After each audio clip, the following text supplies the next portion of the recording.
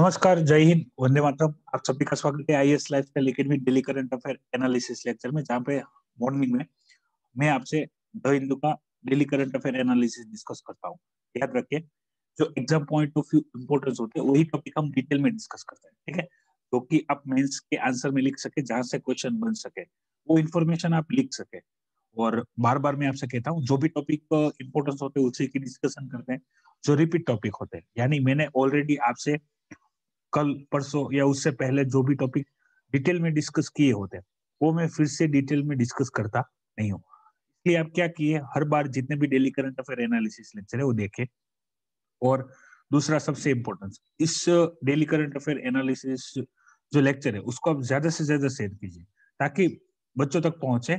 और जो नीडी बच्चे हैं, फ्रेशर है, उनके लिए भी, और जो अपनी प्रिपरेशन 1 या 2 साल से करे उन सभी के लिए हेल्पफुल होगा, ठीक है। इसके लिए मैं क्या करता हूँ, द हिंदू में जितने भी इंपॉर्टेंट टॉपिक है उसमें भी जितने भी पॉइंट्स है जो आप नोट्स कर सकते हैं करंट अफेयर के, ठीक है, उसको मैं हाईलाइट करके आपके सामने रखता हूँ, वही हम डिस्कस करते हैं।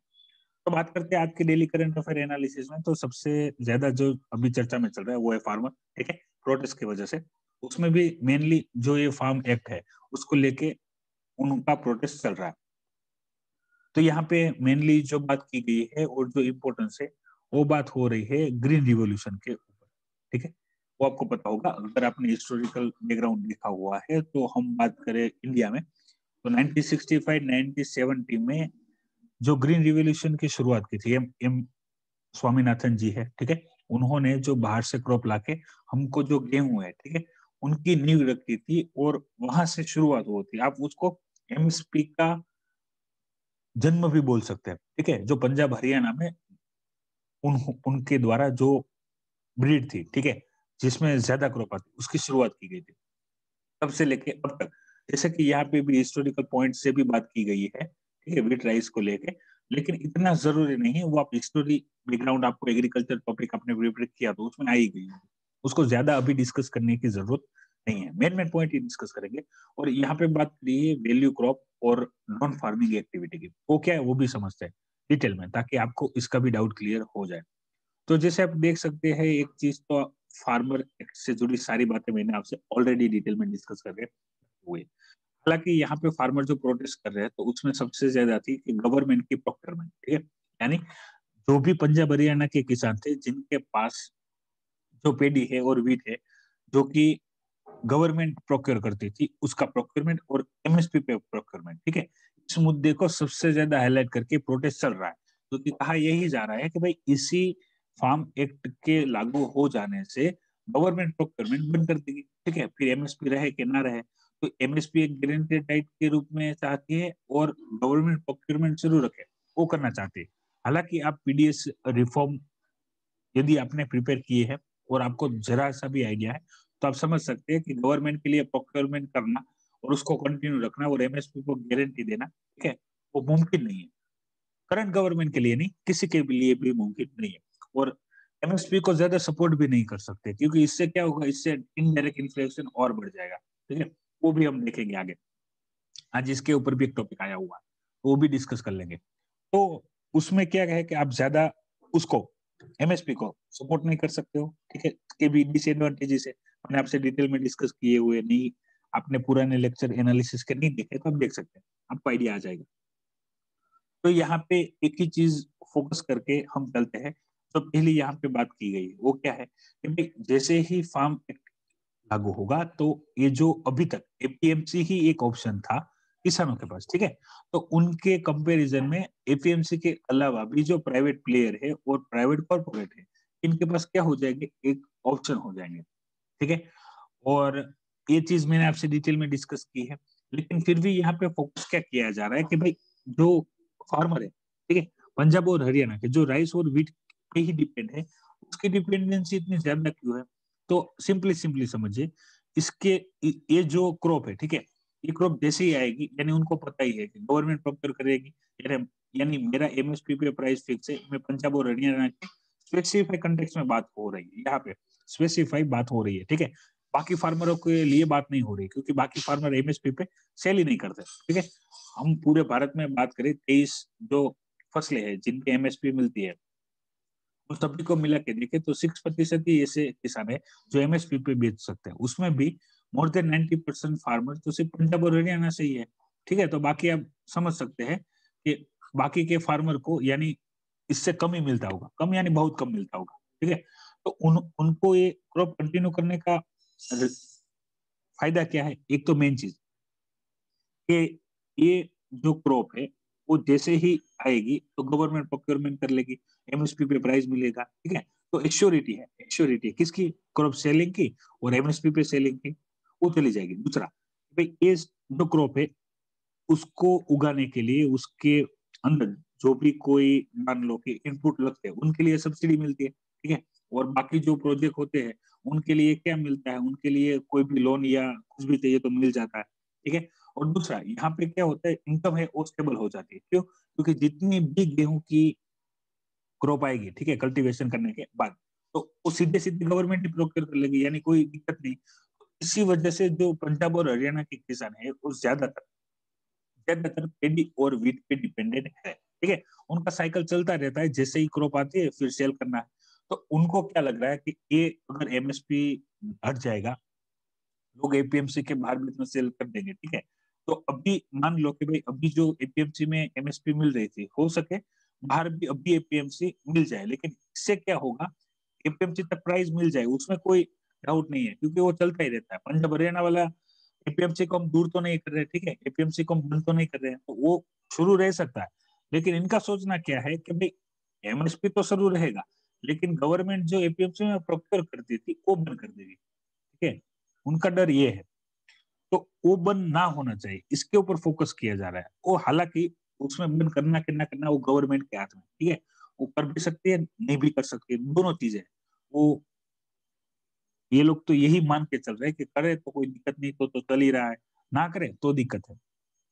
इससे और भी डिसएडवांटेज है। एक तो ये है, ये सारे जो पॉइंट है वो आप फार्मर के अभी जो डिपेंडेंसी है वीट और पेडी पे, ठीक है, राइस पे, उसको आप लिख सकते हैं। बाकी आपको क्या लिखना है, इसके वजह से क्या क्या इफेक्ट होती है उसके बारे में। ठीक है, और फिर हम बात करेंगे कि इसको शिफ्ट करने की क्यों जरूरत है।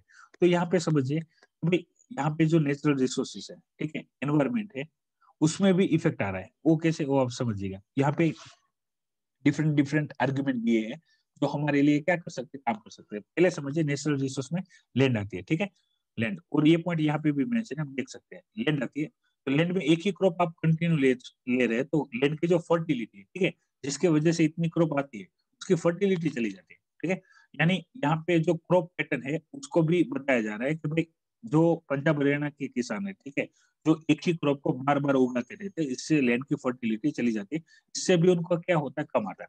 दूसरा एनवायरमेंट और इकोलॉजी, इसमें एक ही चीज मैं आपको बता दूंगा, आप आसानी से समझ जाएंगे कि ऑलरेडी जो स्टबल बर्निंग है, ठीक है, ऑलरेडी जो स्टबल बर्निंग है उसकी वजह से क्या होता है कि भाई एक तो एयर पोल्यूशन होता है। ठीक है, इसके लिए दिल्ली में जो एयर पोल्यूशन है उसके लिए स्टबल बर्निंग रिस्पॉन्सिबल है, उसको भी कम करना चाहिए। अगर किसान जो गेहूं उगाता है वो क्रॉप साइकिल में उसको ही कम कर दे, तो ये जो स्टबल बर्निंग वाली इश्यू वो भी चली जाएगी।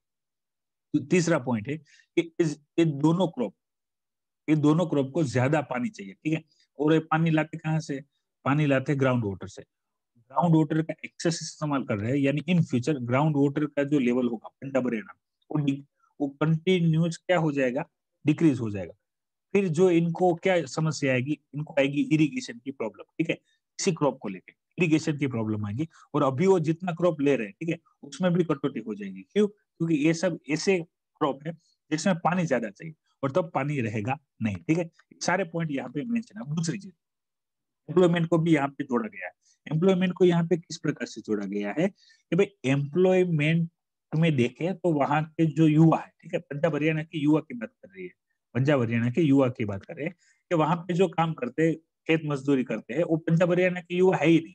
वो आउट ऑफ स्टेट वाले जो है, जिनको वहां पे काम मिलता है, ठीक है, जिनको पर डे का जो पेमेंट है वो ज्यादा मिलता है, वही लोग काम कर रहे हैं। ठीक है, और युवा है वो क्या कर रहे हैं, वो आपकी तरह गवर्नमेंट जॉब के लिए प्रिपरेशन कर रहे हैं। ठीक है, लेकिन गवर्नमेंट जॉब तो सबको नहीं मिल पाएगी। ठीक है, वहां पे भी लिमिटेशन है कि भाई जितनी रिक्रूटमेंट आती है उतने ही बच्चों को ले पाएंगे, तो वहां पे जो सर्वाइवल है, ठीक है, इसका इश्यू रहेगा। और यदि ऐसे रिफॉर्म ना लाया जाए, जो जरूरी है, मार्केट बेस्ड, ठीक है, मार्केट बेस्ड, मार्केट बेस किस प्रकार से, उसकी मैं डिस्कशन कंटिन्यू करता हूँ कि भाई अभी जो जरूरत है, कोई भी यदि युवा, उनको मान लो कि प्राइवेट या गवर्नमेंट कोई भी जॉब नहीं मिल रहा है, तो वो एग्रीकल्चर को अपना करियर बना सकता है कि नहीं बना सकता। आप ज्यादातर देखोगे डॉक्टर का बच्चा डॉक्टर बनता है, इंजीनियर का बच्चा इंजीनियर बनता है, ठीक है, ओके, लॉयर का बच्चा लॉयर बनता है, एक्टर का बच्चा एक्टर बनता है। लेकिन आप किसानी में देख रहे हैं, मजदूरी में देख रहे हैं, मजदूर का बच्चा है मजदूर, उसको अपना मजदूरी देना नहीं चाहता है। उसी प्रकार से जो एग्रीकल्चर है, उसको हम इकोनॉमिकल पर्पज से नहीं देखते, वो तो हम क्या देखते हैं कि ये हमारे बाप दादा है, वो खेत में काम करते रहते हैं, इसको हम एज अ प्रोफेशन नहीं करते। लेकिन यहाँ पे क्या किया जा रहा है कि ओपन मार्केट की आपको नॉलेज हो, यानी मैंने एक चीज आपको साफ साफ की थी, एमएसपी को हटा दो, ठीक है, एमएसपी को हटा दो, आप सीधा मार्केट को फोकस करो। वहां पे भी क्या करो, जो किसान है उसको एजुकेट करो किस चीज के बारे में, कि भाई एक चीज समझ लीजिए, मार्केट में जिस चीज की डिमांड है और उतनी ही चीज वहां पे अवेलेबल है, तो इसके दाम आपको रेगुलर मिलते रहेंगे। जो क्रॉप है, जो ऐसी मान लो कितनी क्रॉप है, ठीक है, agriculture is not a small basket, it is large basket. यहाँ पे सब कुछ आ गया, एग्रीकल्चर प्रोड्यूस भी आ गया, फिर ये पशुपालन, मत्स्य पालन, ठीक है, एग, पोल्ट्री फार्म, सब कुछ आ गया। तो it is not single item. तो आप इस प्रोडक्ट को छोड़ दो, इसके अलावा भी प्रोडक्ट है जिसमें वेजिटेबल आते हैं, फ्रूट्स आते हैं, ठीक है, और बहुत सारी चीजें आती है। तो क्या इनको इनका दाम नहीं मिलता है क्या? इनको एमएसपी देंगे तब भी चलेगा? ऐसा नहीं है। ओपन मार्केट का नियम है, यदि मार्केट में डिमांड है और क्वांटिटी इक्वल है, तो आपको प्राइस मिलेंगे ही मिलेंगे। और मार्केट में डिमांड है, क्वांटिटी कम है, तो इसके प्राइस बढ़ेंगे ही बढ़ेंगे, भले एमएसपी इसकी 10 रुपए हो, फिर भी 20-30 रुपए में बिकेगा। और जिसकी क्वांटिटी मार्केट में डिमांड से ज्यादा है, उसके प्राइस घटेंगे ही घटेंगे, ठीक है। तो आपको पता ही होगा कि भाई व्हीट और राइस है, ठीक है, वो पूरे भारत में उगाए जाते हैं, ठीक है, और स्पेशली पंजाब हरियाणा इसका एक्सेस अमाउंट प्रोड्यूस करता है। पहले नीड थी, ठीक है, तो नीड तक लिमिटेड था। अभी लिमिट जो नीड है उससे भी ज्यादा है, यानी हम एक्सपोर्ट कर सके इतनी क्वांटिटी हमारे पास है, इसलिए इसका दाम क्या गिरने के चांसेस ज्यादा रहते हैं, ठीक है। एमएसपी को छोड़ दो, तो आपको इससे सस्ते में भी आधे प्राइस में आपको क्या गेहूं मिल जाएंगे, ठीक है। और एमएसपी में डिसएडवांटेज का भी एक लेक्चर हम मैं आपसे रख सकता हूँ, यदि आप डिमांड करें तो, ठीक है, आपको जरूरी नहीं है तो हम ज्यादा डिटेल में डिस्कस नहीं करेंगे। इन शॉर्ट कहा क्या जा रहा है कि भाई एग्रीकल्चर में यदि जो युवा है, ठीक है, जो एजुकेटेड है, वो इस चीज को मार्केट के अनुसार समझना शुरू कर दे और उसी प्रकार से क्रॉप उगाए, ठीक है। एमएसपी यहाँ पे बाकी भी ऐसी फसलें है, ठीक है, जिनकी बात की गई है, यदि आप उसको उगाओ, ठीक है, तो उसमें कंपेरेटिवली ज्यादा एमएसपी भी है और उसमें ज्यादा प्राइस आने के भी चांसेस है, ठीक है, क्योंकि वो डिमांड में रहती है नेशनली और इंटरनेशनल दोनों मार्केट में। तो आप उसको उगाओ, क्रॉप पैटर्न को आप चेंज करो, सॉइल फर्टिलिटी बढ़ाओ, इरिगेशन पे कम डिपेंड रहो। और युवा जब इसको इकोनॉमिकल पर्पज से देखना शुरू कर देंगे, ठीक है, तो उनका भी डेवलपमेंट होगा। तो उसको भी ये क्या करेंगे, as a continue, as a, हम कहते हैं जनरेशन टू जनरेशन, एग्रीकल्चर भी आगे बढ़ता रहेगा जिसकी नीड है। यानी ज्यादा भी नहीं होना चाहिए और कम भी नहीं होना चाहिए, दोनों प्रॉब्लम करता है, इक्वल है तो राइट है, ठीक है। ये सारी चीजें यहाँ पे बताई गई। ये टॉपिक बेस्ड है मेनली हर्ड इम्यूनिटी पे, ठीक है, तो कोरोना से जुड़े काफी सारे डिस्कशन है, मैं आपसे डिटेल में कर चुका हूँ, ठीक है। अभी यहाँ पे बात करिए पीएम जो वानी स्कीम है उसको लिए, ठीक है, दो चीजें यहाँ पे पहले डिस्कस कर ले रहे हैं, ठीक है। तो आप नाम से ही समझ सकते हैं, तो prime minister wifi access network बनाना है, ठीक है। इसमें क्या करेंगे कि पूरे भारत में जो ऑप्टिकल फाइबर है, ठीक है, ब्रॉडबैंड वो बिछा देंगे और हॉटस्पॉट क्रिएट करेंगे। हॉटस्पॉट याद रखना, हॉटस्पॉट इसको कंटिन्यू करेंगे फिर। हॉटस्पॉट हॉटस्पॉट क्रिएट करेंगे। हॉटस्पॉट यानी क्या है, यानी चाय की टपरी और जो पान के गल्ले, ठीक है, उन उन सबको इसमें क्या करेंगे, हॉटस्पॉट प्रोवाइड करने के लिए सेंटर बनाएंगे। कैसे? इन लोगों को क्या करेंगे, एक बार इंडिया में पूरे भारत में, ठीक है, एक बार ऑप्टिकल फाइबर बिछ गए, ठीक है, केबल बिछ गए, फिर क्या करना है, वाईफाई हब बनाना है। वाईफाई हब कैसे बनाएंगे कि भाई इंडिया के जो ये सर्विस प्रोवाइडर है, माना कोई भी, आप भी एक पर्सन, एक इंस्टीट्यूट और पान का गल्ला और कोई भी, इसको क्या कर सकते हैं यहाँ पे, इससे जुड़ सकते हैं। इससे जुड़ने के लिए क्या करना होगा, गवर्नमेंट को एक जो भी नॉर्मल फीस होगी वो पे करके एक हॉटस्पॉट क्रिएट करना है, ठीक है। यानी ये शॉप वालों की बात हो रही है, जिसको इनकम के तरीके से भी देखा जा रहा है, इनको इनकम क्रिएट करेंगे। अभी जहां पे भी हॉटस्पॉट है, यानी मान लो इसके अगल बगल में गांव है कि शहर है, ठीक है, अब मैं लोकल एरिया की बात कर रहा हूँ, यानी पान का ये बात, चाय की टपरी और पान का गल्ला, यानी हर गली नुक्कड़ पे आपको मिलेगा ही मिलेगा। तो आप सर्च करेंगे, यानी हम पब्लिक, हम सर्च करेंगे, ठीक है, कि अपने आसपास कोई हॉटस्पॉट एरिया है कि नहीं। तो सर्च करेंगे तो मान लो ये शामू पान का गल्ला है, ठीक है, शामू पान का गल्ला है, वो दिखाएंगे, हम वहां पे जाएंगे, ठीक है। अपना कैसे रहेगा, अपना ई-केवाईसी रजिस्ट्रेशन रहेगा फर्स्ट टाइम यूजर का भी, ठीक है। एक बार रजिस्ट्रेशन हो जाए फिर हम सर्च करेंगे इसमें, एप्लीकेशन के थ्रू ये काम करेगा, एप्लीकेशन के थ्रू काम करेगा या तो एक्सेस के थ्रू भी काम करेगा, कैसे दोनों समझ लेते हैं। तो हम सर्च करेंगे तो हमको दिखाएंगे कि भाई ये जो शामू पान का गल्ला है, ठीक है, वो सर्विस प्रोवाइड करता है कितने रुपए में, 2 रुपए में। यानी क्या करना है, इसको खाली 2 रुपया पेमेंट करना है और ये हमको एक्सेस दे देगा, यानी उस एरिया में हम अपना इंटरनेट इस्तेमाल कर सकते हैं। इससे क्या होगा, इससे जो इंटरनेट की कनेक्टिविटी है शहर और गांव दोनों में हो जाएगी, ठीक है। जो चाहते थे काफी टाइम से हम चाहते हैं, क्योंकि अभी क्या है, जो डिजिटल डिवाइड है, ठीक है, इसको यहाँ पे ई डिवाइड के रूप में बताया गया है और यहाँ पे डिजिटल डिवाइड के स्वरूप में आपसे चर्चा की गई है। डिजिटल डिवाइड क्या है, ठीक है, वो मैं आपको शॉर्ट में बता देता हूँ, क्योंकि मैंने जो नेशनल एजुकेशन पॉलिसी है वहाँ पे इंटरनेट एक्सेस और डिवाइस में आपको बात की है कि आप एजुकेशन की बात करो या लर्निंग की बात करो, तो डिजिटल डिवाइड क्या है, यानी ऑनलाइन जो भी कोई एजुकेशन सिस्टम है उसको चलने के लिए आप मान लो ऑनलाइन क्लास है, बिजनेस है, कुछ भी, तो उसके लिए आपको डिवाइस चाहिए, मोबाइल, लैपटॉप, कंप्यूटर, कुछ भी। दूसरा इंटरनेट सर्विस चाहिए, ठीक है। यदि ये दो चीजें आपके पास नहीं है तो आप जो ये क्लास है या दूसरी कोई भी चीज है उसको आप एफोर्ड नहीं कर सकते हो। तो यहाँ पे दो डिवाइड हो जाएंगे, कैसे, एक ऐसे लोग कि जो ये सर्विस और ये जो डिवाइसेस है वो परचेस कर सकते हैं और दूसरे ऐसे जो नहीं कर सकते, यानी जिनके बच्चों को मेनली फोकस किया गया था, ऐसे बच्चे जो गवर्नमेंट स्कूल में पढ़ते हैं, ठीक है, लेकिन उनके पिता के पास इतना पैसा नहीं है कि उसको मोबाइल, लैपटॉप, कंप्यूटर ला के दे, इंटरनेट का हर महीने कनेक्शन करवाए, क्योंकि अभी इंटरनेट का मिनिमम चार्ज आप 200 से लेके 500 रुपए तक समझ सकते हो, डिपेंड करता है आप कौन सा प्लान लेते हो, ठीक है, प्रीपेड हो या पोस्टपेड, कितना चार्जेस लगता है, तो सबके लिए पॉसिबल नहीं है। तो इसके वजह से वो पॉसिबिलिटी बढ़ जाएगी और एक्सेस है, ठीक है, इंटरनेट का एक्सेस है वो बढ़ जाएगा।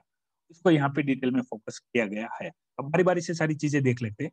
तो भाई इंडिया में जो इंटरनेट यूजर है, ठीक है, वो बढ़ रहे हैं, उनकी नीड भी है। इसके वजह से इसका इस्तेमाल करते हुए जो पब्लिक वाईफाई नेटवर्क किया जाएगा, ये आपको नोट कर लेना होगा। PM1 स्कीम में पब्लिक डेटा ऑफिस एग्रीगेटर, ठीक है, PDOS, PDOAS, ठीक है, PDOS ये सेंटर के रूप में काम करेगा। करना क्या रहेगा कि भाई जितने भी ब्रॉडबैंड इंटरनेट सर्विसेज है, ठीक है, इसके थ्रू एक पब्लिक वाईफाई नेटवर्क क्रिएट किया जाएगा। क्या है, मैंने आपको बता दिया कि एक बार ऑप्टिकल फाइबर बिछा दिया, ठीक है, फिर इंटरनेट कनेक्टिविटी आ गई, फिर हम जो ये चाय की टपरी और पान का गल्ला है वहां पे इनको भी क्या रहेगा, इजी लाइसेंस प्रोसेस रहेगा, जो कि ये कर सकते हैं, क्योंकि चाय वाला जो लाइसेंस परचेस कर सके उसमें ज्यादा दिक्कत रहेगी नहीं। फिर ये क्या करेंगे, हॉटस्पॉट क्रिएट करेंगे और अपने आसपास का जो एरिया है उसमें क्या करें, इंटरनेट सर्विस प्रोवाइड करेंगे। इससे क्या होगा, गांव शहर तो ठीक है, गांव में भी इंटरनेट कनेक्टिविटी आ जाएगी, वो भी 4G, ठीक है, और इंटरनेट यूजर इंडिया में बढ़ जाएंगे, जो सबसे ज्यादा जरूरी है। इसको रेगुलेट कौन करेगा, और सारी जो प्रोसेस है उसको मॉनिटर और कंट्रोल और रेगुलेट कौन करेगा, तो ट्राई करेगी, ठीक है, telecom regulatory authority of India इसके साथ जुड़ के पूरा जो काम होगा उसको किया जाएगा। एक उमंग ऐप है, ठीक है, यदि आप डिजिटल ई गवर्नेंस का टॉपिक है GS पेपर 2 के लिए मोस्ट इंपोर्टेंट, ठीक है, उसमें भी काम आएगा ऐसी एप्लीकेशन जिसके थ्रू गवर्नमेंट जो भी कोई काम करती है, ठीक है, यूनिफाइड जो मोबाइल एप्लीकेशन है उनका पूरा एप्लीकेशन एक ही एप्लीकेशन में आ जाती है, वो एप्लीकेशन है उमंग ऐप। आपने नहीं देखे तब देख सकते हैं, प्ले स्टोर में अवेलेबल। इससे क्या होगा, इंटरनेट कनेक्टिविटी से तो आप एजुकेशन, हेल्थ, ठीक है, फाइनेंस, सोशल सिक्योरिटी सब कर सकते हैं। हेल्थ की मैं बात कर लेता हूँ, तो यहाँ पे जो टेलीफोनिकली आप जो भी कोई डॉक्टर है उससे बात करके आपका इलाज करवा सकते हैं, ठीक है। अब यहाँ पे इसको आगे और बढ़ाया गया है कि भाई जो ये इंटरनेट सर्विस प्रोवाइडर होंगे, ठीक है, इंटरनेट सर्विस प्रोवाइडर होंगे, या तो गवर्नमेंट भी होगी या प्राइवेट प्लेयर भी होगी, कोई भी होंगे, उनके पास से इसके थ्रू जो टेलीकॉम कंपनीज है, ठीक है, वो आपको इंटरनेट प्रोवाइड करवाएंगे। सारी चीजें मैंने आपको जो बताई वही है, एक बार उनको मिल जाए फिर वो हॉटस्पॉट क्रिएट करेगी, ठीक है, उस हॉटस्पॉट को बाकी जो एरिया में है ऑनलाइन और ऑफलाइन क्या किया जाएगा, उसको सी देख लिया जाएगा। भाई आप देख लो अपने एरिया में जो सामू पान का गल्ला है वो प्रोवाइड करता है कितने, 2 रुपए में, तो सबके लिए इजी है, ठीक है। अब 2 रुपये पर डे है, पर मंथ है, ठीक है, वो जब प्लान आएगा तब आइडिया लग जाएगा।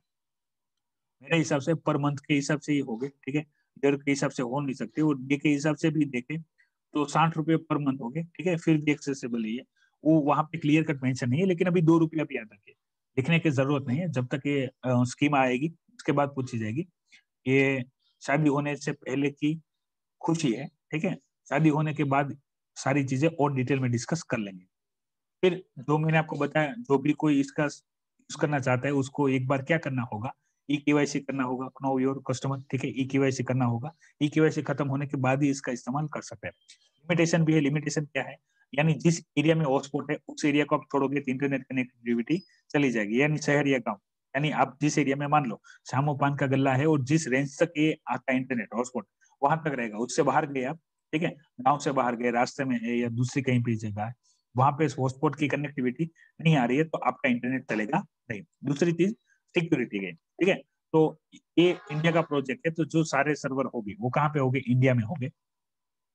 और बाकी जो इसके ऊपर साइबर अटैक का खतरा रहेगा, दूसरा कि भाई डेटा जो है वो चोरी होने के चांसेस रहेंगे, तो इसमें जितनी भी टेक्नोलॉजी इस्तेमाल की जाती है, एप्लीकेशन, मॉडेम, ठीक है, सर्वर, उन सभी को अच्छा होना चाहिए। एक पुख्ता कौन करेगा, ये करेंगे ट्राई कि भाई इसमें जो भी कोई सिस्टम इस्तेमाल की जा रही है, कोई भी इक्विपमेंट इस्तेमाल की जा रही है, कोई भी डिवाइस इस्तेमाल की जा रही है, वो सही है कि नहीं, प्रोटेक्शन कर सकती है कि नहीं कर सकती। वो रेफरेंस कहाँ से लिया गया है, इससे ऑलरेडी एक्टिविटी काम कर रही है अमेरिका और दूसरी कंट्रियों में।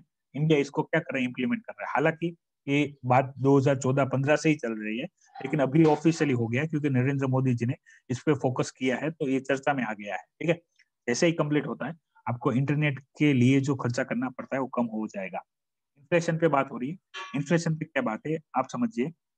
आपको पता होगा अभी जितने भी कोरोना वायरस लॉकडाउन के बाद इकोनॉमी के जो भी सर्वे आ रहे हैं, ठीक है, उसमें डिटेल में बात हो रही है कि कहाँ पे कितना खर्चा हो रहा है। तो यहाँ पे क्या बताया जा रहा है कि भाई जो हेडलाइन इन्फ्लेशन है उसके बारे में यहाँ पे बताया गया है।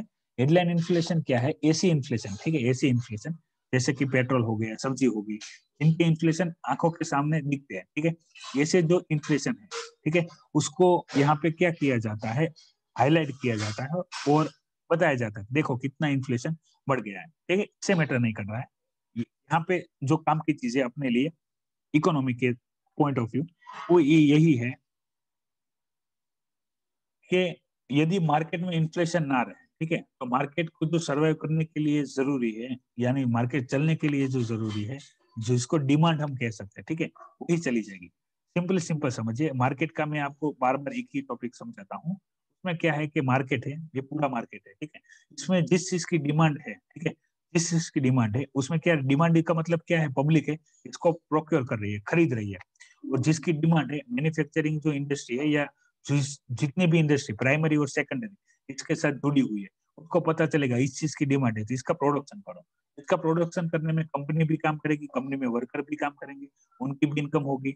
लोग जो बाहर से कमा रहे हैं दूसरे भी सेक्टर है, वो अपनी स्पेंडिंग करेंगे इस प्रोडक्ट के ऊपर, तो मार्केट भी चल रहा है, ठीक है। तो मान लो ये डिमांड ही चली जाए, यानी मार्केट में कोई चीज की डिमांड ही नहीं, पब्लिक के पास पैसा ही नहीं है, यहाँ पे वर्कर के पास पैसा ही नहीं है, ठीक है, तो सिर्फ जो सब्जी और बाकी जो खाने की चीजें हैं वही लोग ले रहे हैं, ठीक है, तो मार्केट डूब जाएगा, मार्केट रहेगा ही नहीं। जो इकोनॉमी चल रही है, जीडीपी ग्रो हो रही, वो होगा ही नहीं। तो सर्टेन अमाउंट ऑफ इन्फ्लेशन जरूर है मार्केट को चलने के लिए, वरना क्या हो जाएगा, जो कंपनी है वो कंपनी बंद हो जाएगी तो वर्कर बेरोजगार हो जाएंगे, ऑलरेडी एम्प्लॉयमेंट की इतनी समस्या और बढ़ जाएगी। और अभी जितने भी करंट कंडीशन है उसमें कोरोना वायरस लॉकडाउन का काफी ज्यादा इम्पैक्ट है। फिर ठीक है, हम बात करें जो भी कोई चीज है मार्केट में, वेजिटेबल्स है, ठीक है, और दूसरी कोई भी जो मेन चीज है वेजिटेबल और जो हम फूड ग्रेन है, ठीक है, स्पेशली गेहूं चावल सब कुछ, तो उस पे इन्फ्लेशन का जो इम्पैक्ट है उसको यहाँ पे इसी प्रकार से दिखाया गया है। फिर यहाँ पे बात की गई है जो जस्टिस है उसको लेकर, ठीक है, तो मेन मेन पॉइंट है मैं आपको बता देता हूँ, काम आएगा आपको जीएस पेपर 2 में। सोशल जस्टिस है वहां पे किस प्रकार से कि भाई 1 मिलियन पे देखो तो अमेरिका है वहां पे 100 जजेस है, ठीक है, कनाडा है वहां पे 75 जजेस है, ठीक है, इंडिया में 19 जजेस ही है, ठीक है।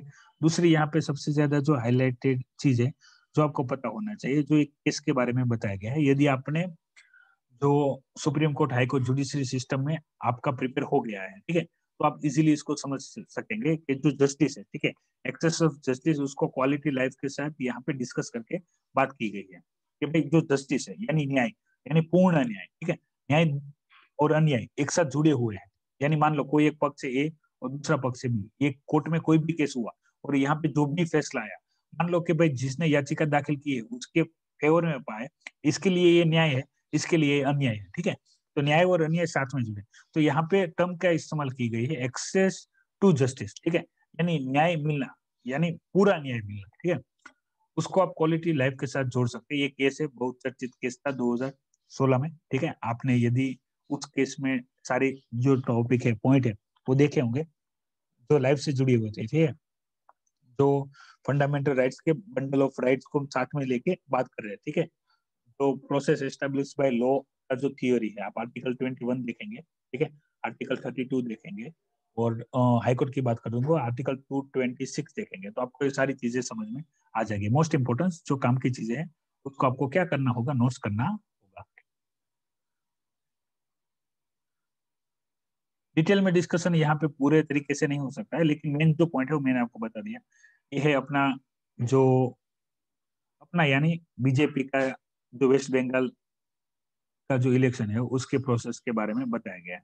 तो आज के डेली करंट अफेयर एनालिसिस में इतना ही। जो इंटरनेशनल टॉपिक है वहां पे कुछ पॉइंट है वो हाईलाइट करके देख लेते हैं, ठीक है। इसके अलावा भी फ्रंट न्यूज पे भी काफी सारी न्यूज आई है, लेकिन काम की नहीं है, ठीक है। दूसरा ये है काटसा, ठीक है। काटसा मैंने आपसे डिटेल में डिस्कस किया हुआ था जब इंडिया ने रशिया से जो S-400 मिसाइल लिया था, तब की बात है। यहाँ पे बात हो रही है टर्की की। टर्की है नाटो का मेंबर, ठीक है, नाटो का मेंबर, और वो रशिया से S-400 मिसाइल डिफेंस सिस्टम ले रहा है, ठीक है। तो अमेरिका ने जो सेक्शन 231 के अनुसार जो काटसा है, countering America adversary through section 8, उसके इसके ऊपर क्या लगाया है, सेंक्शन लगाया है। सेंक्शन क्यों? तो भाई तू तो भाई अमेरिका की अलायंस में आता है, ठीक है, तेरे को ये सारी जो डिफेंस सिस्टम है वो अमेरिका से खरीदनी चाहिए, तू रशिया से क्यों खरीद रहा है? क्यों? इससे क्या दिख रहा है कि भाई जो टर्की है वो रशिया की गोद में जाके बैठ रहा है, और अमेरिका को, यूएसए को इसको अच्छा नहीं लग रहा है। अपने काम का नहीं है, ठीक है, लेकिन न्यूज में आया है तो एक बात कर लेनी जरूरी। बोको हराम, तो इंटरनल सिक्योरिटी में काफी सारे जैसे मोहम्मद है, बोको हराम है, ऐसे जो टॉपिक है वो चर्चा में चलते रहते हैं। तो बोको हराम का मैंने आपको काफी बार कहा है कि ऐसे ऐसे ऑर्गेनाइजेशन जो कि एक या दूसरे एरिया में क्या करते हैं, काम करते हैं, तो एरिया आपको पता होना चाहिए। जैसे यहाँ पे नॉर्थ ईस्ट जो नाइजीरिया है, ठीक है, उसके बारे में बात हो रही है। तो उस एरिया में बोको हराम का अपना क्लेम है, उन्होंने बच्चों को किडनैप किया हुआ है। आपको ऐसे जो इंटरनल सिक्योरिटी वाले जो टॉपिक है वो पता होने चाहिए। दूसरा है जो जम्मू कश्मीर के ऊपर जो जिंजियान प्रांत है, वहां पे वर्ल्ड का 20% ऑफ कॉटन जहाँ पे प्रोड्यूस होता है, ठीक है। और काफी सारे बड़े बड़े जो ब्रांड है वहां से कॉटन लेते हैं। यहाँ पे बताया क्या गया है कि जो भाई चाइना के जो लोग हैं वहां पे स्पेशली जो हिंदू और मुस्लिम है, ठीक है, इनको क्या किया जाता है, इनका शोषण किया जाता है, उनको यहाँ पे रखा जाता है, डिटेंशन सेंटर बनाए हुए, यानी इनसे जानवरों की तरह काम लिया जाता है और उनको कोई राइट्स दिया नहीं जाता है। तो ये लेबर के लिए कंसर्न होने की बात है, ये यहाँ पे डिस्कशन की गई। आज के लिए इतना ही। वीडियो की इन्फॉर्मेशन पसंद आई हो तो लाइक कीजिएगा, दूसरे बच्चों के साथ शेयर कीजिएगा, और आप नए हैं तो चैनल को सब्सक्राइब कीजिएगा। जय हिंद, वंदे मातरम।